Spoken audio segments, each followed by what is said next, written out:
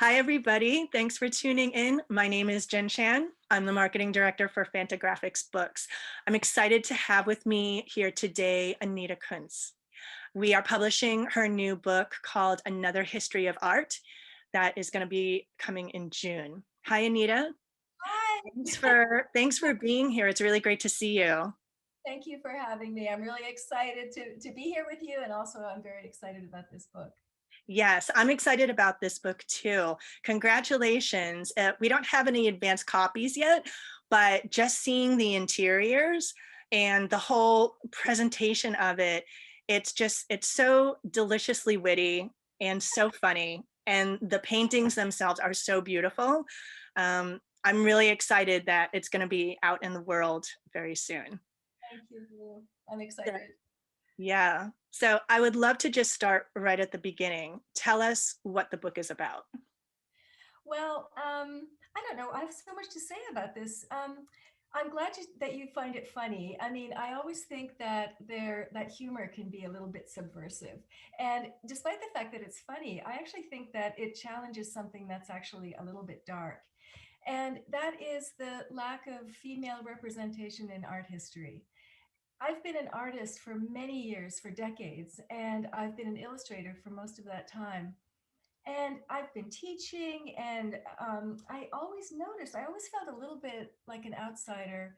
And I always noticed that all of the history had pretty much everything to do with men and the male gaze. History has been written by men, mostly white men. So I always felt a little bit out of place. I always felt a little bit like an outsider. And sometimes I felt that when I was learning about art history, I didn't feel like it addressed me. I felt like it wasn't really my history. And I thought, and then I started thinking, well, what if I did something? What if I proposed something? What if other people had created these iconic works instead of men who at the time would have possibly been religious, and who, who definitely, they had their own set of values. They had their own reasons for doing the paintings. Right. Also, I think in history, women were more sort of two-dimensional, more passive, and they would tend to be more the subjects rather than the artists. So I thought it would be really funny to just kind of redo some of these iconic paintings, except do them from the perspective of me, a secular modern woman. And instead of the religious topic of some of the paintings, it would be secular. So I thought, and each one of them, um, there are a lot of different styles in the book. There are a lot of references. There are references from history. There are more modern references. So I took each one sort of on its own merit, and and I painted them, and I painted them really big too, which was also a challenge for me. So I really got to be able to explore not only the subject matter of these paintings, but also the size. So for me, that was something different. Mhm. Yes, and I can see a couple of the examples behind you. Yeah. So Yeah. these are the originals. And originally, I didn't quite know what to do. I thought they might look good in a gallery, but then I thought this could be a book. And Mhm. then I started thinking, well, what if I take it one step further? And what if I take the original paintings from which these were influenced, and what if I take the biographies of these male artists and change the pronouns and see, like, what would that, like, it was really experimental. I had no idea what it would end up being, but it just sort of brought home the idea that if you change if you change the pronoun, almost, it wouldn't have happened. So many women have been written out of art history, but also it wouldn't have happened for them at the time.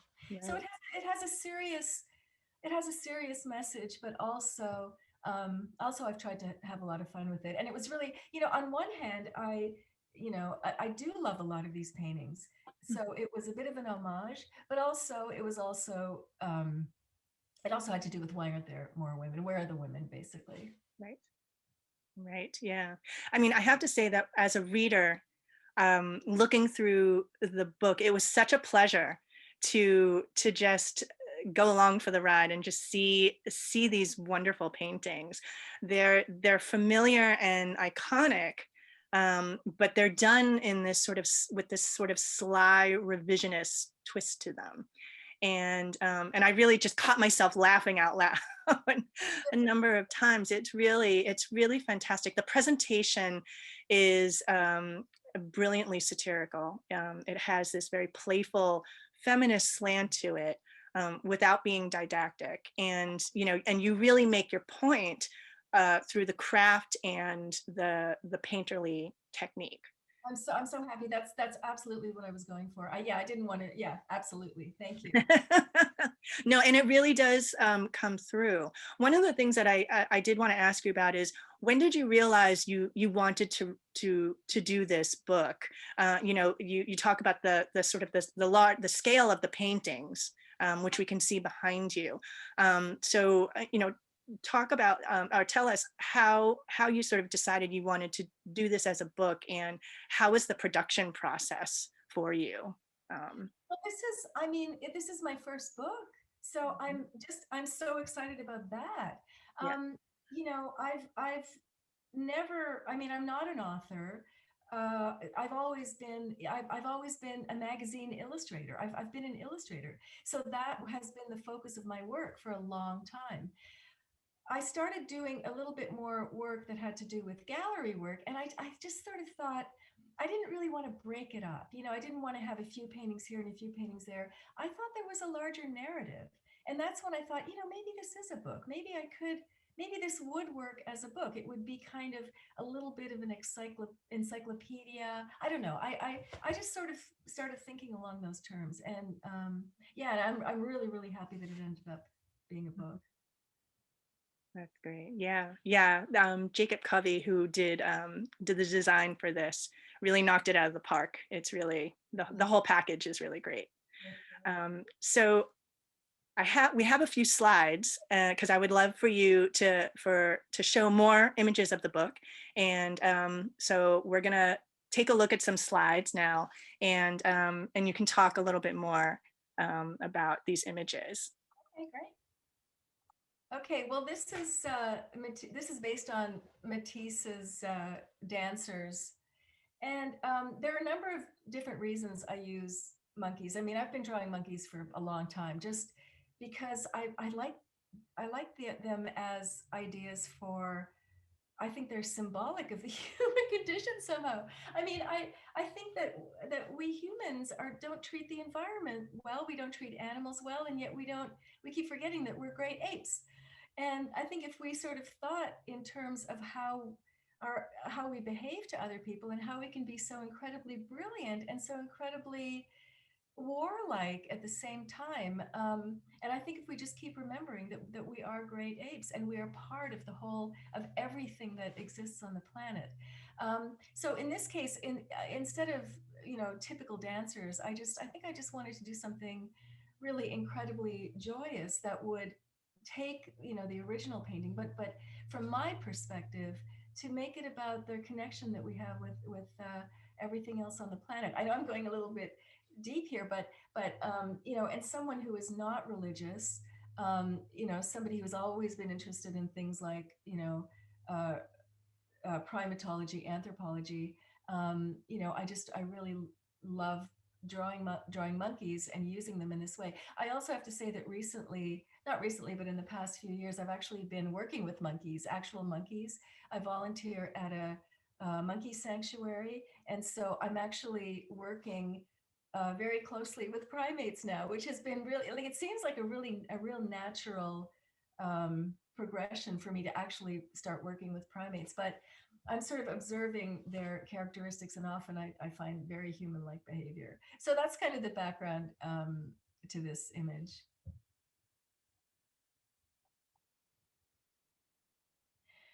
And this of course is the famous Klimt painting, The Kiss. And again, I think we are, as stewards of this planet, I think we can do a whole lot better with how we treat other, fellow residents of the planet.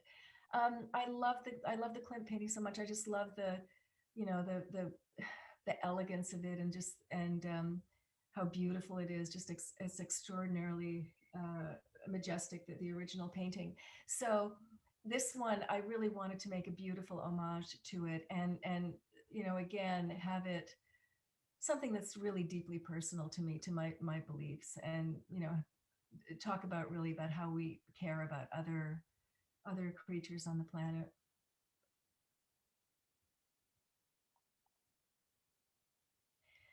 So I don't know how, I can't remember how many paintings there are in the book, but there are a lot. And I think by the time I started doing paintings that were a little bit more in the middle of the Trump presidency, they started getting a little wilder. So I think artists, for the most part, reflect what's going on around us. And there was so much crazy stuff going on that I think my frame of reference expanded more. And whereas before I was kind of more seriously trying to, uh, you know, I mean, trying to respect the original paintings. By the time I got to this, I just, you know, Bouguereau or Bouguereau, I'm not quite sure how you pronounce it, was such an extraordinary painter with just this incredible attention to detail, and just exquisitely painted.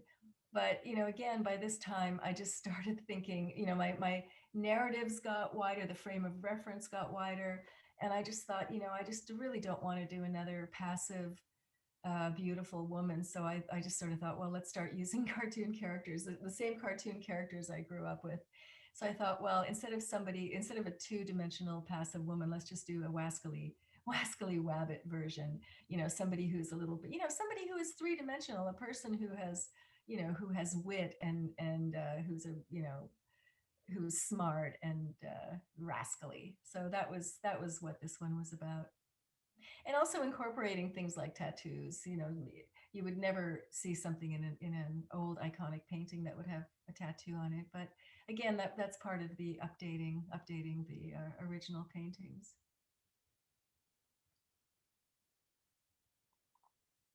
I think one thing is that I don't want to really say too much. I mean, this is really, these paintings are very really personal to me, and they talk a lot about, you know, my life and my experiences, um, and you know, and there's a running theme through all of them. But I also don't want to explain them too much to everybody, because I really want the viewers and the readers to take whatever they want from the paintings as well. I think, you know, I've gone from being an illustrator where everything I did was very didactic, like everything was for a specific purpose.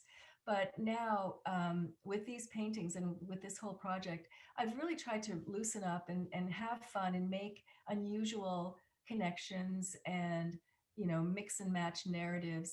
And a lot of it, you know, a lot of the work I started from this iconic painting from the past, but I kind of let it evolve into what it was going to be based on my viewpoints and my experiences. So a lot of them were not were a little bit unexpected to me sometimes too. Mhm. Yeah, and that's the other thing. There's a lot of paintings in this book.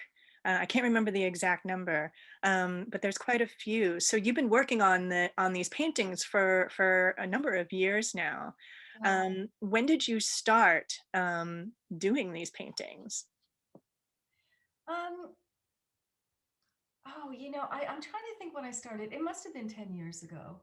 I Mm. think I began to feel a little too constrained with the illustration field. I mean, I don't get me wrong. I love being an illustrator, and I still love illustrating text.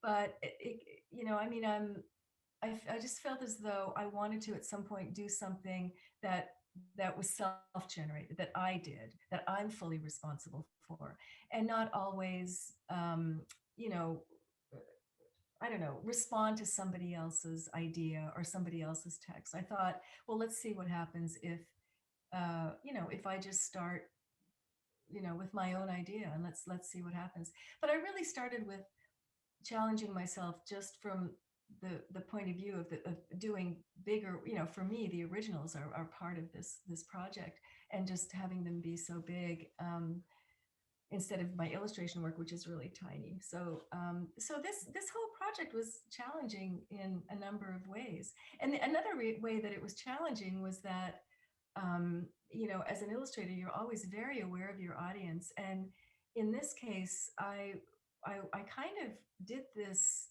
for me, not knowing how it would end up and really taking a leap.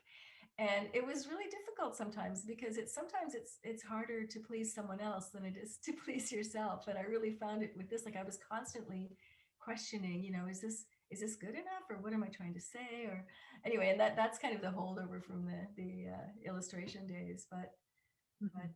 anyway. And are you still producing new paintings? Is this project still continuing on for you? I would love to continue this project. I mean, I've got a whole bunch of ideas, and in this pandemic, I have more than enough time. So I have like four ideas that I'd love to continue to work on. Yeah, yeah. So it's the project that keeps on going. Mhm. That's great. More for book two. That would be amazing. Yeah, especially because I've also noticed that um, it really has sort of woven its way into different areas, like the usage of cartoon characters. And I mean, I'd love to make that even a bigger idea and see what happens there. Yeah. So my last question for you is, what would you like most, for people to know about the book? Um, what would I like people to know about the book? Well, I think that, I mean, ultimately, I think the message is that I would love to see more women in the arts. I would love to see more women, um, just given the opportunity. I'd love to see more, minorities. I think the art world has been very patriarchal. I think I need to do that again. Um, the art world has been, such a patriarchy, and it's been predominantly white. And sadly, I think what happens is that there's so many incredible voices who are being silenced because the opportunities just aren't there. I mean, I think if we make art, it's supposed to be, or what I would hope it would be, is a mirror to our culture. And if we're ever going to learn from other cultures, for heaven's sake, and if we're ever going to try to construct a better society, we need to have, all kinds of visual voices out there. So if any, and I would hope more people could do, would be allowed to do books. I mean, there's certainly so many incredible books right now, but if more people are allowed to make books about their own viewpoints and their own experiences, I think things can only get better. So I think that's ultimately my message. More women. Maybe book two is more diversity, but definitely now we definitely need more women. Mhm. Yeah, I agree. I think the representation is very important. And, art helps us understand the world, so I wholly agree with you on that point. Yeah. I think, the other thing is, I suspect that some of these pictures might be a little challenging and a little bit difficult.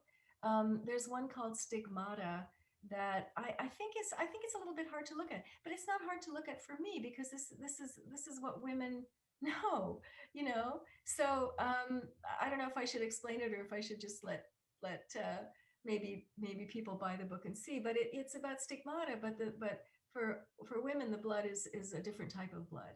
So, and it's interesting. I don't think a lot of this stuff is necessarily that controversial, but I think it can be. Mhm. Um, there's a portrait in there of a nude, very heavily pregnant woman, and to me, I don't think there's anything wrong with that at all. I mean, I think that's, to me, this is normal. I so appreciate that the book cover actually has a nude and their breasts showing. I don't think breasts should be such a terrible thing. I really appreciate that Fantagraphics has put that on the cover, and made it something that's perfectly natural, which is what it is. Oh, rats! The phone just rang. Mm, yeah, so I think, I hope that in this book, that symbols of female experience become more normalized and they're not so controversial. So that's another sort of underlying thing that I hope happens. Well, I'm sorry, but we're out of time. I would love to talk to you more, but we've run out of time. Thank you so much uh, for taking the time to talk. Well, thank you, and thank you so much to Fantagraphics Books. I couldn't be happier. Yes, and so another history of art is coming out on June 22nd. Thank you all for tuning in, and we'll talk to you all soon. Great. Bye. Bye. Thank you.